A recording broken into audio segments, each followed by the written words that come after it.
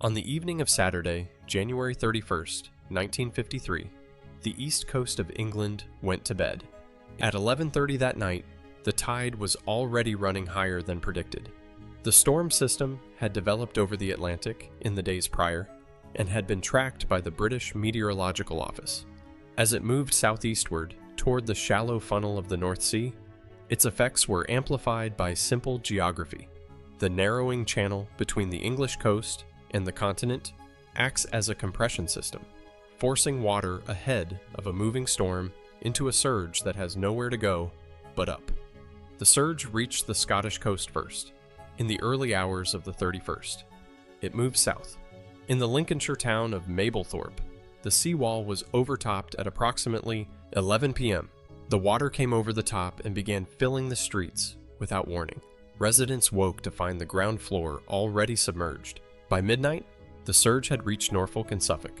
Seawalls failed at multiple points along both coastlines, not because they were structurally damaged by the storm, but because the water simply rose above them. They had not been built to the height the storm required. On Canvey Island, the water came from three sides at once. The seawall failed at several points simultaneously. In the streets behind it, the water rose. In the bungalows and chalets, people woke to find it already at knee height, at waist height, still rising. Those who could not reach the upper floors, the elderly, the very young, those who had taken ground floor rooms, had nowhere to go. The two bridges connecting the island to the mainland were the only exits. As the water rose, they became impassable. 11,000 people were on an island that was flooding, in darkness, with no prior warning and no means of escape.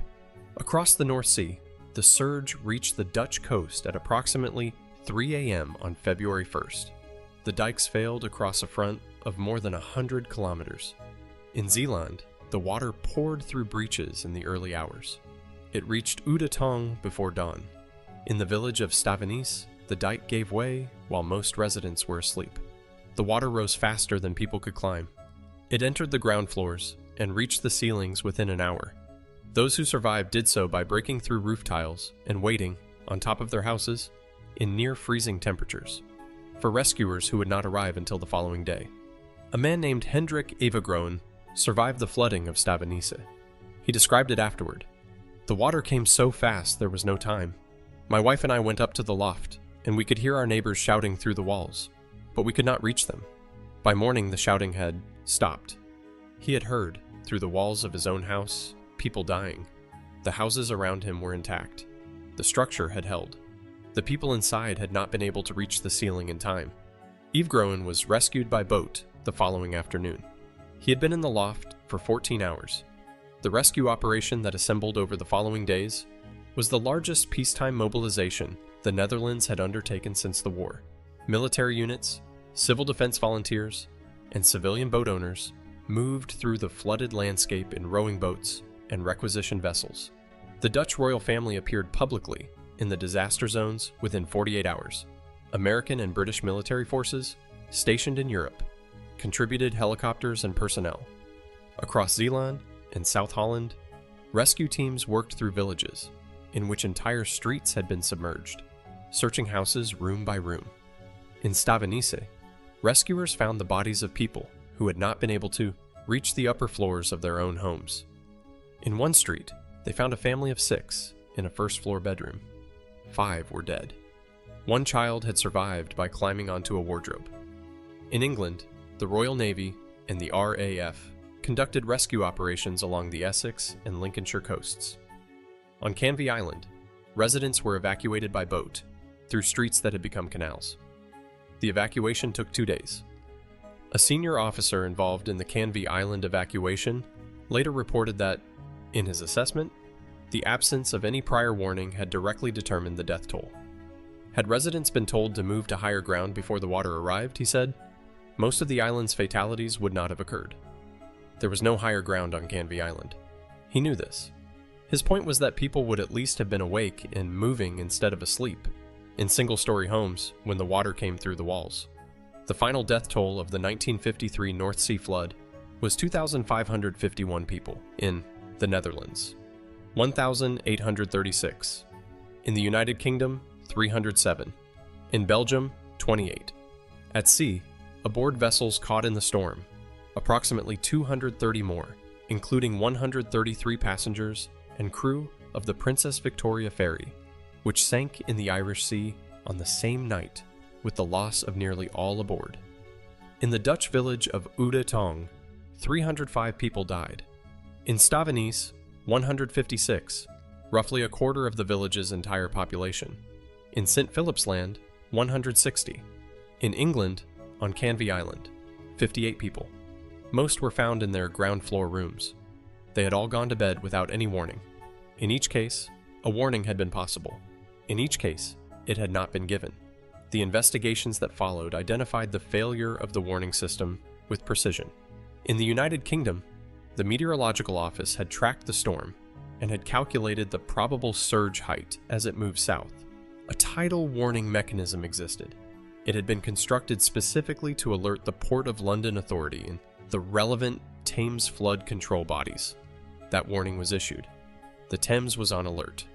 The system worked exactly as it had been designed to work. It had been designed exclusively to protect London. No equivalent mechanism existed for the open coastline. There was no procedure for alerting coastal local authorities. There was no procedure for alerting the police, who might have driven through residential streets with loudhailers. There was no procedure for alerting the BBC, which was still broadcasting on the night the surge reached Lincolnshire and could have interrupted programming. The warning that existed had been designed by people who had thought about London and had not thought further. In the Netherlands, the 1939 Commission report was placed into evidence at the post-disaster inquiry. Engineers confirmed that the dike heights identified as inadequate in that report were the same dike heights that had failed on February 1st, 1953. The report had correctly identified the vulnerability. The report had been correct about what would happen. The report had been filed for 14 years. Despite these findings, the Dutch post-disaster inquiry did not identify any individual official as bearing personal responsibility for the failure to act on the 1939 report. No minister, no civil servant, no infrastructure director was named. The failure was described, in the language of the inquiry's final document, as a systemic oversight. The people of Oude Tong buried 305 of their neighbors. The inquiry called it a systemic oversight. No official in the United Kingdom was ever charged with any offense in connection with the absence of a coastal warning system. The parliamentary inquiry that examined the disaster concluded that the warning failure was the product of institutional gaps rather than individual negligence, that no single person had failed to act. Because no single person had been assigned the responsibility of acting, no official in the Netherlands was ever charged in connection with the failure to act on the 1939 report, or the 1945 report, or the failure to raise the dike heights that both reports had identified as dangerously insufficient. The Dutch Minister of Transport, who had held office in the years preceding the disaster, resigned. He was not prosecuted. He was not publicly named in the inquiry's findings as personally responsible. He resigned, and the inquiry's language of systemic oversight absorbed him cleanly. In Britain, the coastal warning system was redesigned and extended within 2 years of the disaster. In the Netherlands, the Delta Commission was established in 1953, and the Delta Works, a massive engineering program of dams, surge barriers, and reinforced dikes, was begun. It was completed in 1997, 44 years.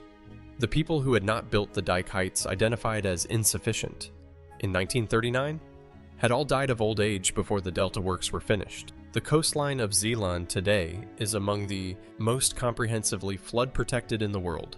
In Stavanis, there is a memorial to the 156 residents who drowned on the night of February 1st, 1953. In Oude Tong, the names of the 305 dead are recorded in a monument at the edge of the village. On Canvey Island, a memorial garden was established near the seafront. The storm of 1953 produced in Europe the most significant transformation of coastal flood policy in modern history. The warning systems now covering the North Sea coastlines of Britain and the Netherlands are among the most sophisticated in the world. A surge of comparable size today would produce a fraction of the casualties. But the 1939 report had said the dikes were not high enough. It had been correct. And for 14 years, while the people of Zeeland slept in their polder houses behind walls that everyone with access to the relevant files knew were insufficient, nothing was done. The question of why nothing was done has never been answered in any official document.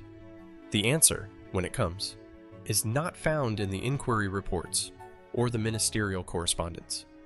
It is found in the fact that doing nothing is always easier than telling 2,000 people in a coastal village that the wall between them and the North Sea is not as strong as they think, and that sometimes governments choose easier